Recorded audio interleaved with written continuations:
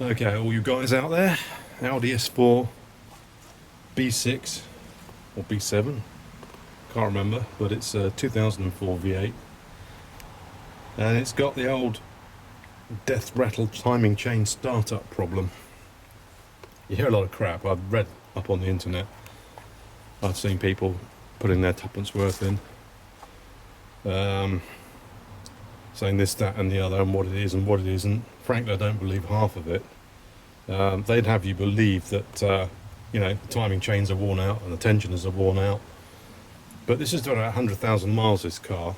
It's about 160,000 kilometers, and Audi didn't design this engine to clap out after 100,000 miles. They may have put some mistakes in the engine, but I don't believe that you have to spend $800 or $900 or £900 on putting a load of new gear in the back of the engine, because it's an engine out job. You take all this front part off here, then you have to remove the engine, and all the timing chain regalia is at the back, right down there. They buried it, and it's not good, you know. But it's otherwise goes like stink. Nothing else wrong with this car except the timing chains. Park it for maybe more than 2 hours, start it up, and it sounds like there's a bag of spanners tied onto the auxiliary belt or something. It's a really bad rattle. I'm just going to demonstrate the rattle to you now. So hold on a minute, I'm going to start this bugger up. 1 minute. Right, okay, here we go. Starting her up now.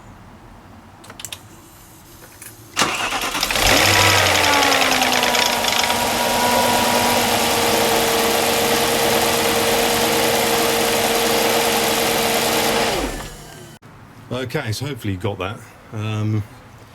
The object of this exercise is going to be curing that rattle without taking the engine out. Talk to any Audi dealer and they say you can't do it, but we're going to have a go, even if it's just to prove them wrong or just to find out what the real definitive situation. I've seen 3 of these cars and all 3 have got the same problem. It detracts from its value. It's a great car, one stupid problem.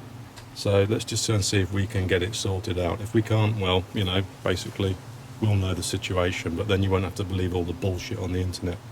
So there you go, this is me signing off. Next thing you'll see, I'll have the thing apart. So yeah, till then. Right, hello you lot. Presumably other Audi owners. Right, okay. So anyway, to whip these bolts out, first of all I took the wrong ones out. Not those, but those, the ones that are mounted onto the aluminium manifold underneath. So you're going to unplug all your fuel injectors. You know how to do that, presumably. Stick your finger around the back, push hard and then pull. Then blow the crap off the top of the engine so nothing falls inside. Then squirt some soapy water around the injectors where they go into the manifold and gently ease them up. You have to be careful because they do get stuck with that seal, and there's a little ring that holds the seal onto the end of the injector, and if the ring drops off, you can guess where it goes, and if you don't notice it's lost, you're in trouble. So watch out for that. Make sure they're all present and correct. I'll put some cling film wrap on the end of my injectors here somewhere, wherever they are. There you go, you can see, just to stop, but make sure that you've got the rubber ring and the retaining ring. Otherwise the retaining ring has gone down into the inlet, and if your inlet valve happens to be open, could be a spot of trouble there, frankly. I'm not quite sure how you get around that, except be extremely careful when you're withdrawing the injectors. So there's a bunch of pipe work around here you need to undo. Clips, pipes, it's pretty evident where they all go. And you take all these bolts out that are onto the metal, those ones there, all the way around. There's about 12 of them approximately. You've unplugged your injectors, you've lifted your fuel rail over there. I didn't bother to depressurize it, probably should, but I didn't bother. And then if you look down here, in this bit here somewhere, you can see down in there, that loom that goes down into the guts of the engine is actually connected down there. And I've got the top plug out without too much trouble, but the bottom one is a bit of a pain. And to get that one out, I've removed a engine mount. There's an engine eye bolt lift bracket held on by 2 bolts, one at the top and one down at the front. You can just see the boss down there somewhere. I don't know if you can focus on that. I don't know if this is good enough for this camera, but it's down there in the center of the picture at the moment. So I've just taken off, so I've got to unplug that plug there, and I think everything should just come off, but we'll see. So I'll give you an update once I've got it off. Hi guys, me again. Where are we? Jesus. These connectors down here, those ones, you see them? Those blue connectors and the black ones, they're actually in a V on a block, on a bracket on the front of the manifold, so you can actually push those forward without unplugging them to free them up from the manifold. There's a whole bunch of other pipes and stuff as well, which you can see here. Hi guys, me again. Yeah, so I've got the manifold off. Only thing really worthy of note is that these connectors at the front, these little things down there, there they are, and these ones down here too, they actually slide into a fork on a bracket on the front of the manifold. So I was thinking I had to displug them, and it is just basically you push them forward, but you still have to take them off to remove the manifold. So you're going to have to lift the manifold up a little bit so that you can get access to them and then fiddle about and get them off. One thing to note is that once you get the clip in the right place, that release mechanism there on the end, you can see it right in the middle of the picture there, that thing, you have to put a screwdriver in there and lever it back. And if you need to experiment just to see exactly what you've got to do, there's another one up here, look, and that one goes onto the top of the air mass or the inlet throttle. I think it's the throttle position sensor, but it's up the top of the engine. You can see it, and you can see if you unplug it and play with it, you can see exactly what you need to do to these. Okay, so don't pull on them. Once that little clip's out of the way, they slide off easy as pie. So if you're pulling on the body of the connector and it won't come off, you haven't disengaged the clip yet. So don't keep forcing, just use technique, boys. Technique. A little bit of application, as my old engineering lecturer used to say. You young buggers know nothing today.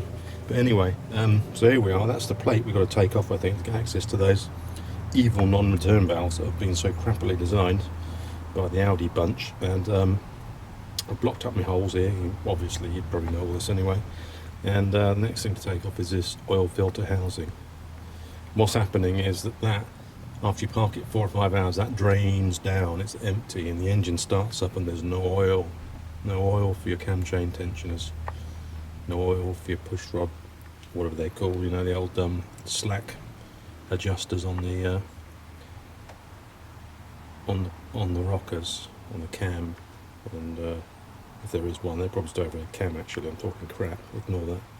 But anyway, so there we go. Next thing is take that plate off, and I'll see you when I've got the plate off. The other thing is that how to use these clippy things here, and I don't have a clippy thing to put the clippy things back on with, so I'm a bit, I don't really want to use, you know, the old screw-up type, what we call Jubilee clips in the UK, or what you call them in America, some weird name I expect.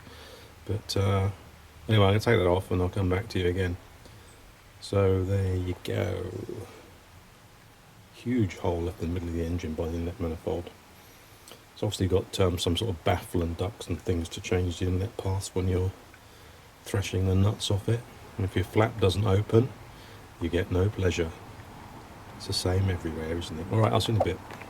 Hi guys, me again. Sorry to bore you, but you might be interested. But yeah, some of these little nuts down in there have got pretty poor Torx heads on them, so make sure you use a nice sharp. I ground the end off mine, and if you can see that, I'll ground the natural curvature on most Torx tools. I just removed it on the grinder, so I had nice sharp tools, and then just tap them home with a hammer, because I almost had a bad experience with one of them.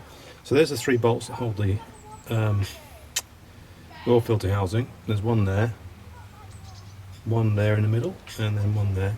Now, I don't know, but you see this riser that comes up from this central well plate, what you want to call it, it's got 2 receiver holes in it, and one of them's empty and the other one's full up. So I don't know, but I'm guessing that only one of my return valves is gone.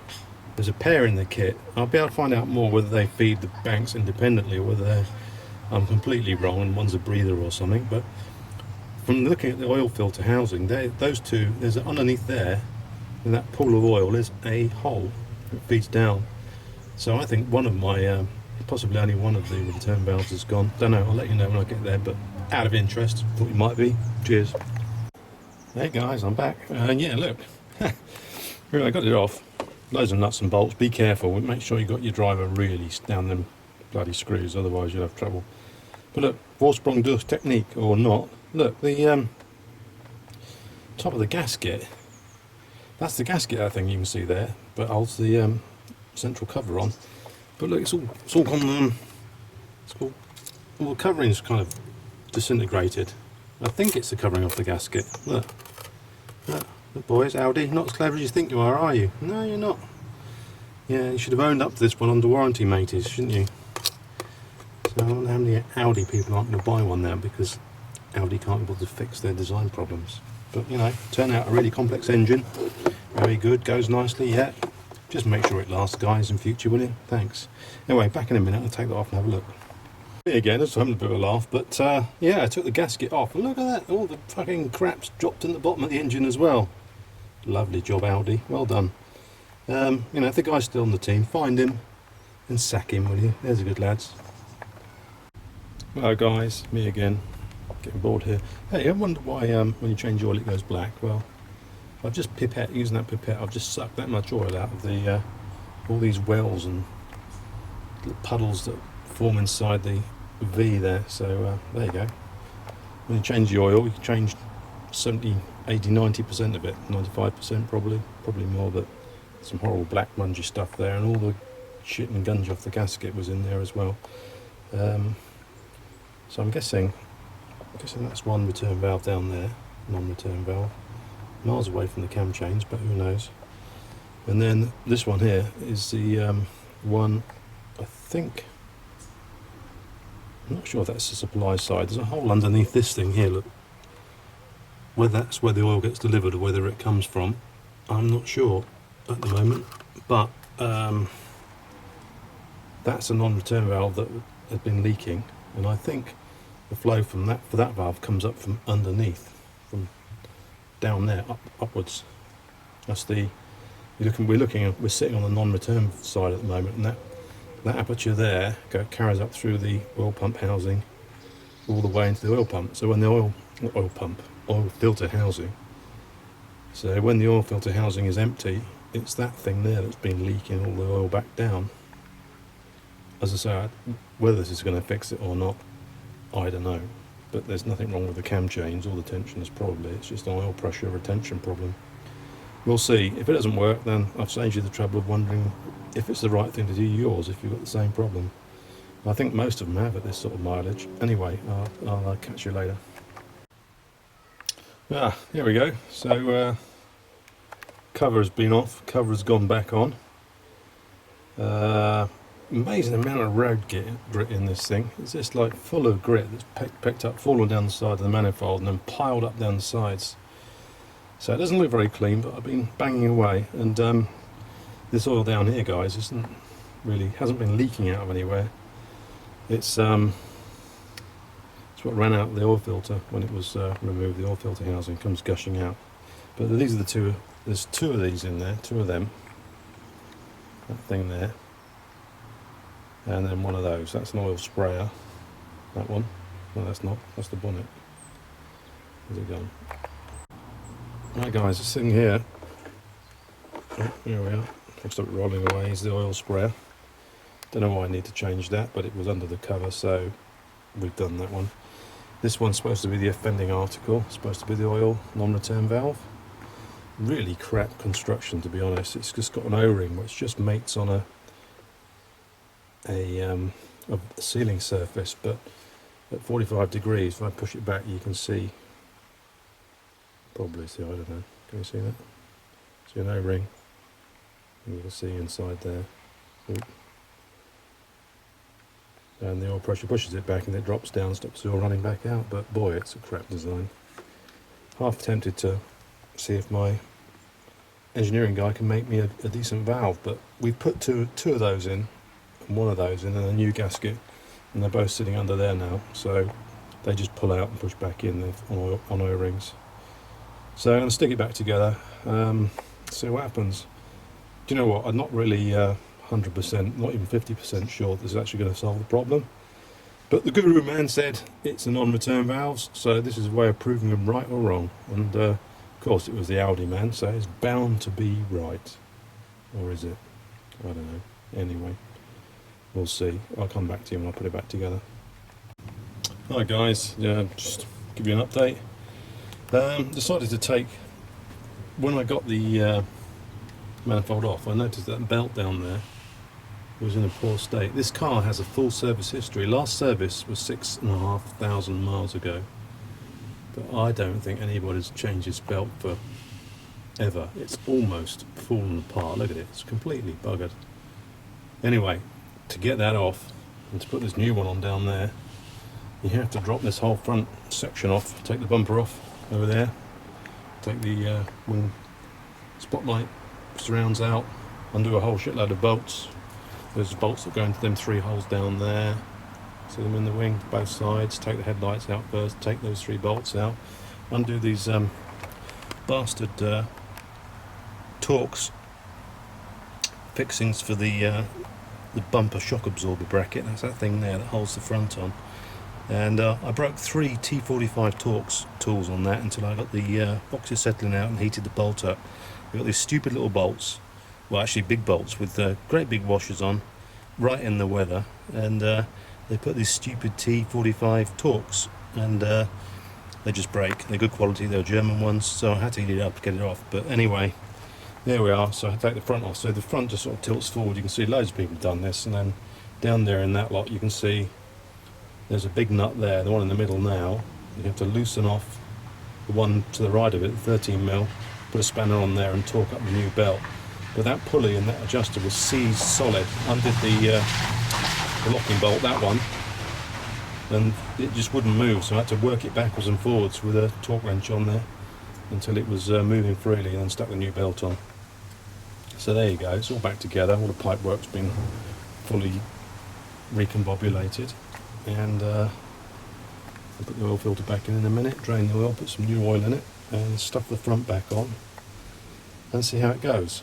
But there's a shitload of fasteners. That's all the fasteners that have come out that I've got to put back in to get the front back on the car. So there you go. Anyway, I also had to clean out the injector holes with a wire brush on a Dremel because they were so corroded that the diameter was effectively reduced and the rubber seals wouldn't have gone back in. So that was well worthwhile. A bit of Vaseline on there, slipped in nicely.